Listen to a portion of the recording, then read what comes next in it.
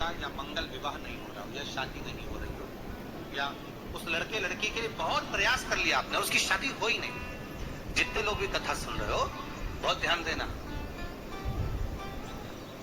ये जो पानी पीने का जो मटका होता है, जिसको हमारे यहाँ कलश कहा जाता है, हंडा कहा जाता है, जिसको हमारे यहाँ परिंडा कहा जाता है, मटका कहा जाता है, तो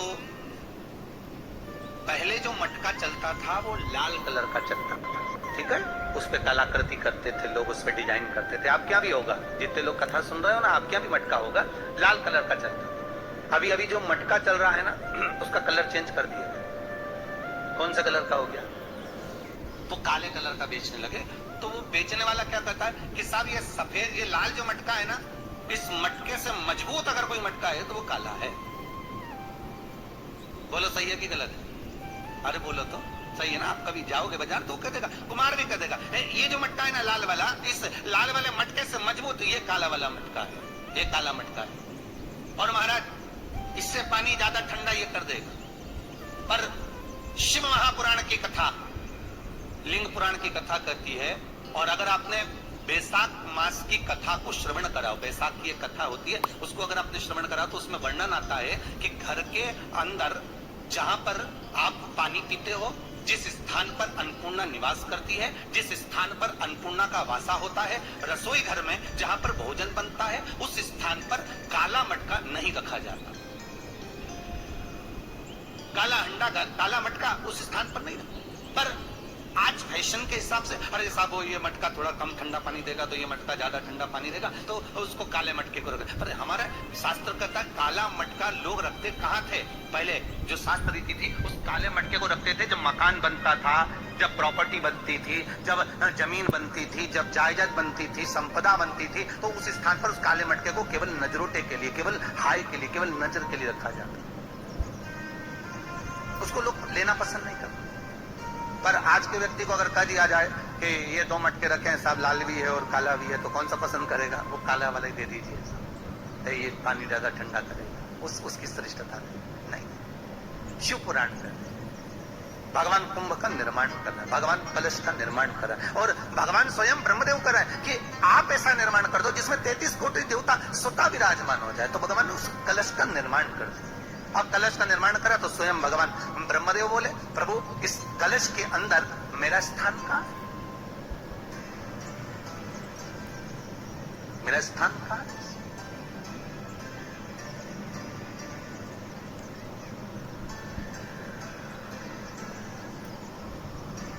बहुत ध्यान देना महाराज। कलश का जो मुख होता है, उस मुख पर भगवान विष्णु का स्थान होता है। किसका स्थान है?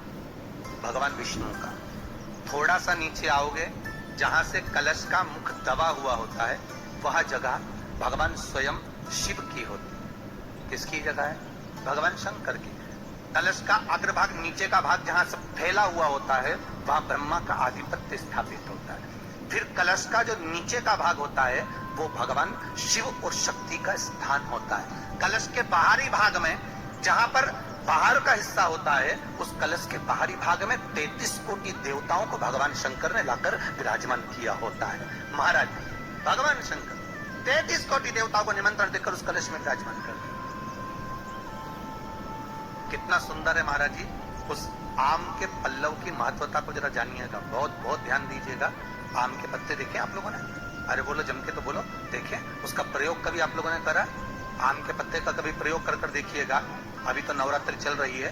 नवरात्रे में जब 5वां दिन नवरात्रे का रहे, चैत्री नवरात्रे का 5वां दिन रहे, और मान लो कि आपके घर में किसी बच्चे की, लड़के की या लड़की का या मंगल विवाह नहीं हो रहा हो, या शादी नहीं हो रही हो, या उस लड़के लड़की के लिए बहुत प्रयास कर लिया आपने, उसकी शादी हो ही नहीं, अथक प्रयास आपने कर लिया और उसका मंगल विवाह नहीं हो रहा, तो ये देवी भागवत में स्पष्ट कहा गया, देवी भागवत में वर्णन किया गया, देवी भागवत में वर्णित किया गया। और देवी भागवत में कहा गया कि आम का जो पत्ते होते हैं, आम का जो पत्ता होता है, आम का जो पल्लव होता है, उस आम के पत्ते पर हल्दी और सिंदूर, इन दोनों से स्वस्तिक का निर्माण किया जाए। देवी भागवत का संवाद है, बहुत ध्यान देना मारे। जिन कन्याओं का विवाह ना हो पंचमी के दिन, नवरात्रि की कोई सी भी पंचमी, मतलब जो पंचमी तिथि पड़ेगी, कोई भी नवरात्र हो, चाहे वो 4 नवरात्र में से, चाहे वो पौष का हो, अश्विन का हो, चैत्र का हो, आषाढ़ का हो, किसी भी नवरात्र में आप कर सकते हैं। एक पान के पत्ते पर, एक ही पत्ते पर जो 2 स्वस्तिक बनेंगे, एक हल्दी का बनेगा, एक सिंदूर का बनेगा। बस अंतर इतना है, जो हल्दी का स्वस्तिक है उस पर कंकु के चावल अर्थात रौली के चावल, रोली कुंकू के चावल रखना है, और जो सिंदूर का है उस पे हल्दी के चावल रखना है। इतना रखकर जिस लड़का लड़की का विवाह नहीं होता उसकी हथेली पर रखकर उसका नाम और गोत्र बोलकर महाराज उसको ले जाकर नीम के पेड़ के नीचे उसको रख दिया जाता है। मात्र 3.5 या 4 महीने ऐसे रहते हैं जिसके अंदर उस लड़का लड़की का विवाह पक्का हो जाता है। जिसका विवाह नहीं होता केवल उसी के, देखने के लिए मेरे चैनल को लाइक कमेंट, जिसका मंगल विवाह ना हो रहा, आम के पल्लव में शिव का वर प्रदान, आम के पल्लव में शंकर का आशीर्वाद, आम के पल्लव में शिव।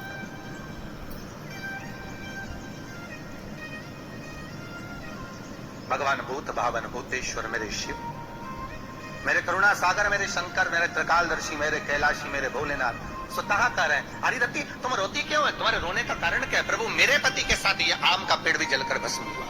आम का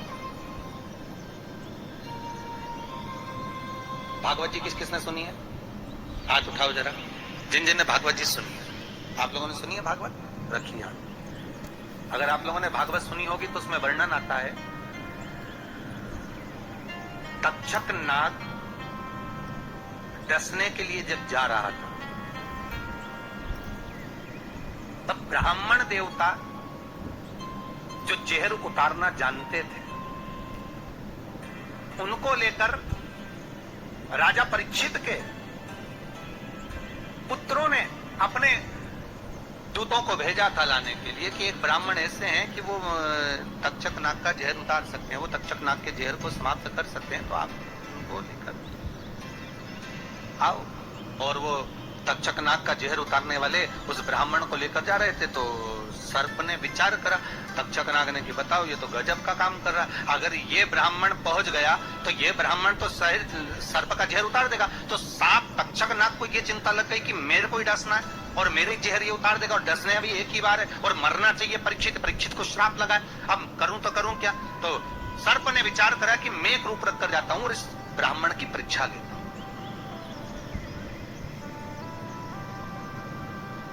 सर्प रूप रख कर गया। भागवत आप लोगों ने श्रवण करी होगी। तो जब तक्षक रूप रख कर गया और उस ब्राह्मण के पास में जाकर पूछा कि ब्राह्मण देवता ये बताओ कि आप कहां जा रहे हो? तो ब्राह्मण बोला आपको नहीं मालूम, राजा परीक्षित को सांप डसने वाला है तक्षक नाग, और मैं जहर को बचाना, तो हम तो बचाएंगे। अच्छा, आप में इतनी सामर्थ्यता है कि आप तक्षक नाग का जहर उतार दो? अरे तक्षक नाग आकर अगर मेरे सामने खड़ा हो जाए और किसी को डस ले तो यह पक्का है कि मैं जहर उतार सकता हूं। अच्छा, तो इतने में तक्षक नाग सामने बिल्कुल प्रकट हो गया, और तक्षक नाग प्रकट होकर बोला, बता ब्राह्मण किसको डसूं मैं? ब्राह्मण ने कह दिया तुम्हारी मर्जी पड़े उसको डसो।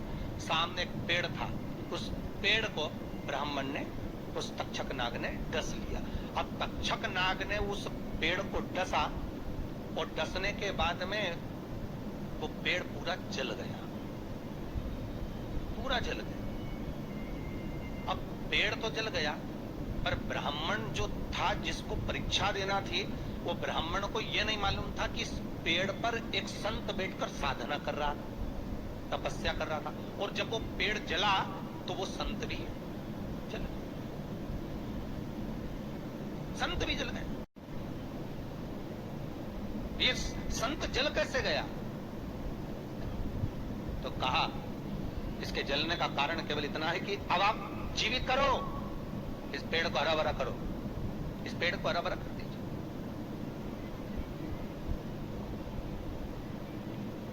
और ब्राह्मण ने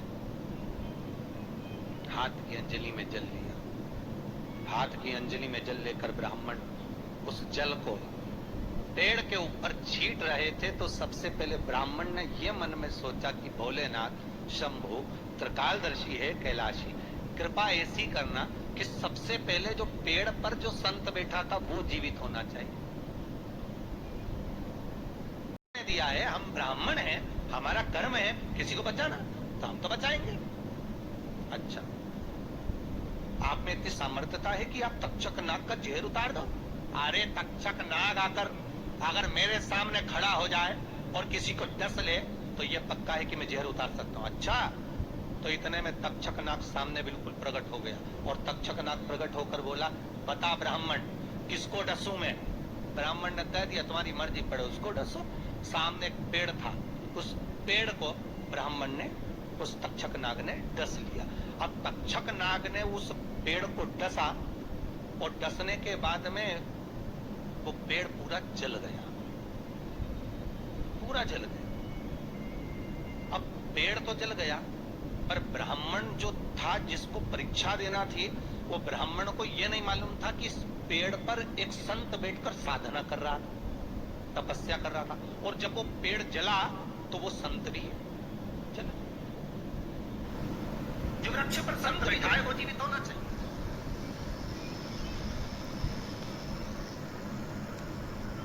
हाथ का जल ब्राह्मण ने जैसे छोड़ा, छोड़ते से ही पेड़ भी हरा भरा हो गया और उसके ऊपर जो संत बैठे थे वो भी जीवित हो गए। जीवित हो गए तो तक्षक नाग को ये लगा कि इसने एक जले हुए पेड़ को जीवित कर दिया, वापस हरा भरा कर दिया, और इसने ऊपर बैठे हुए संत को वापस जीवित कर दिया, तो ये पक्का है कि मतलब ये तक्षक नाग का जहर, मतलब मेरा जहर राजा परीक्षित को उतार सकता है। तो तक्षक नाग ने अपनी बात को पलटा और पलट कर कहा, महाराज जी हाथ जोड़कर निवेदन करता हूं, जितना राजा परीक्षित के पुत्र आपको धन देंगे उससे 1000 गुना धन मैं आपको देता हूं। ब्राह्मण ने कहा ठीक है, अगर दक्षिणा से बड़ी दक्षिणा हमको एक ही जगह पर मिल रही है तो फिर हमें जाने की जरूरत क्या। ब्राह्मण ने दक्षिणा ली, वापिस मुड़ गया, वापिस मुड़ गया। ब्राह्मण ने कहा ठीक है, अगर दक्षिणा से बड़ी दक्षिणा हमको एक ही जगह पर मिल रही है तो फिर हमें जाने की जरूरत क्या। ब्राह्मण ने दक्षिणा ली, वापिस मुड़ गया, वापिस मुड़ गया।